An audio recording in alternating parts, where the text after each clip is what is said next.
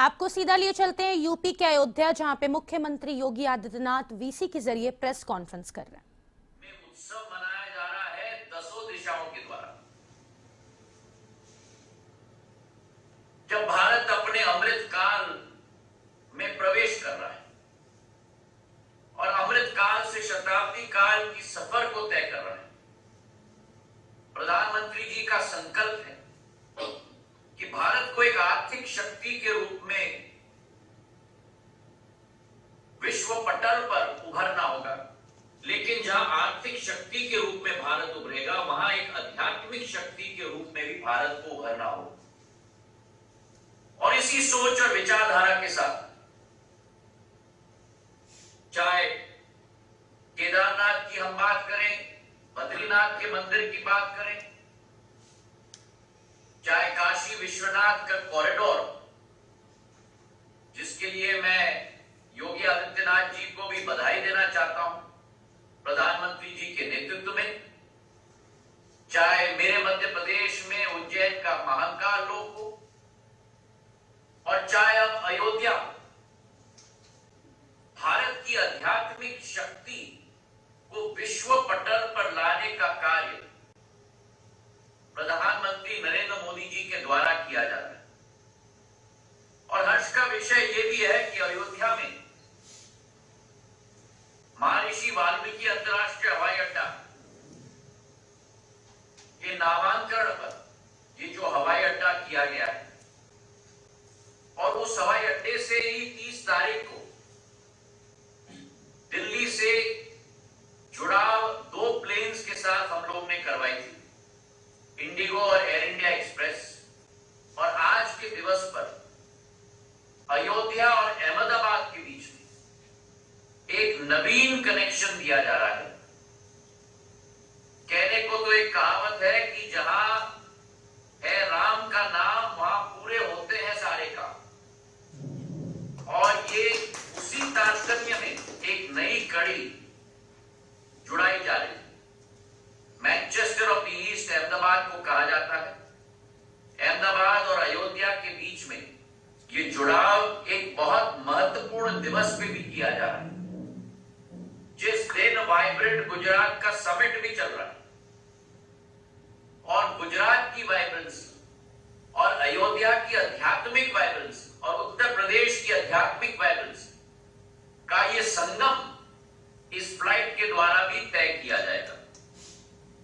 और ये महत्वपूर्ण भी था, मैं समझ रहा था, क्योंकि दोनों ही शहर, चाहे एक तरफ प्रधानमंत्री जी के दिल के करीब दोनों राज्य गुजरात और अहमदाबाद, वहां दोनों ही शहर एक मानक है भारत के समृद्ध इतिहास का, भारत के आकर्षण का, भारत की शक्ति का, भारत की संस्कृति का और भारत की सभ्यता की।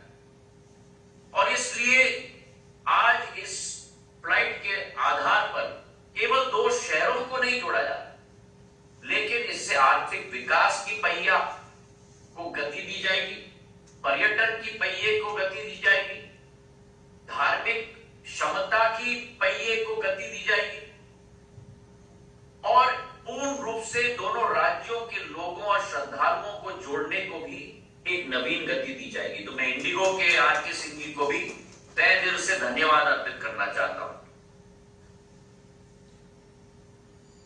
योगी आदित्यनाथ जी ने बहुत रुचि के साथ कंधे से कंधे मिलाकर हमारे साथ कार्य किया है। ये अयोध्या के एयरपोर्ट को संभव कराया और रिकॉर्ड टाइम में, मैं यूपी की सरकार को धन्यवाद अर्पित करना चाहता हूं, रिकॉर्ड टाइम में जमीन आवंटित किया। और उसी समय में जब हमारी चर्चा हुई थी, मैंने कहा था कि रिकॉर्ड टाइम में एयरपोर्ट भी हम स्थापित कर दें। 20 महीनों में हमने एयरपोर्ट स्थापित कर दिया, जो स्वयं भारत में एक रिकॉर्ड है।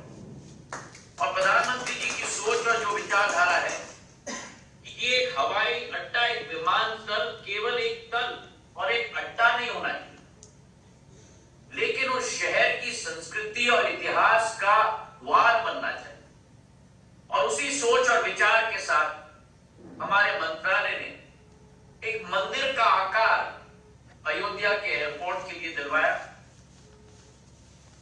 ताकि ऐसा लगे हर श्रद्धालु को जब वो अयोध्या आए कि भगवान श्री राम की जन्मभूमि में वे प्रवेश कर रहे हैं। जब वो विमानतल में प्रवेश कर, विमानतल के अंदर भारत की समृद्ध संस्कृति का पूर्ण अवलोकन करने का मौका हर यात्री को मिलेगा।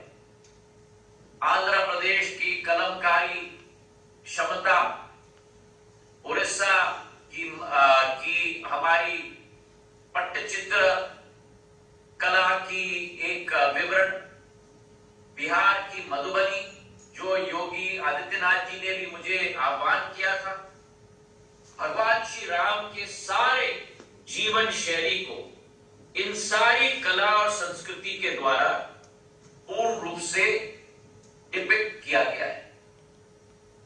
और मैं मानता हूं कि इस हवाई अड्डे की जो शुरुआत अभी की है हमने 6,500 स्क्वायर मीटर मतलब 65,000 स्क्वायर फुट, 600 यात्रियों की पीक आवर में सर्विस की जाएगी। ये मात्र शुरुआत है और जल्द ही हम फेज 2 की शुरुआत करेंगे, जहां 65,000 स्क्वायर फुट के बदले में 5 लाख स्क्वायर फुट का फेज 1 में हवाई अड्डा हम बनाने जा रहे हैं। और जहां 600 पैसेंजर्स की पीक आवर में सेवा हो सकती है, वहां 3,000 पैसेंजर्स की पीक आवर में सेवा हो पाएगी। और इसी के साथ रनवे को भी, जो अभी 2200 मीटर का है, वो 3,700 मीटर का हम बनाएंगे, ताकि बोइंग और एयरबस A320 ने केवल, लेकिन अंतरराष्ट्रीय विमान भी सीधा अयोध्या में लैंड कर पाए। और यही हमारी कल्पना है। प्रधानमंत्री जी का आदेश है, योगी आदित्यनाथ जी का साथ है। कहा जाता है कि मोदी है तो मुमकिन है, और मुझे पूर्ण विश्वास है कि इस सहायता के साथ इस द्वितीय फेज को भी हम जल्द से जल्द शुरुआत कर पाएंगे। उत्तर प्रदेश नागर विमानन क्षेत्र में मुख्यमंत्री योगी आदित्यनाथ जी के नेतृत्व में विकास और प्रगति के पथ पे चला है। जिस उत्तर प्रदेश में 2014 में केवल 18 शहरों के साथ जुड़ा हुआ था, आज वही उत्तर प्रदेश 41 शहरों के साथ जुड़ चुका है। जिस उत्तर प्रदेश में केवल 700 फ्लाइट मूवमेंट्स होती थी 2014 में, एयर ट्रैफिक मूवमेंट्स प्रति हफ्ता, आज उसी उत्तर प्रदेश में 1,654 एयर ट्रैफिक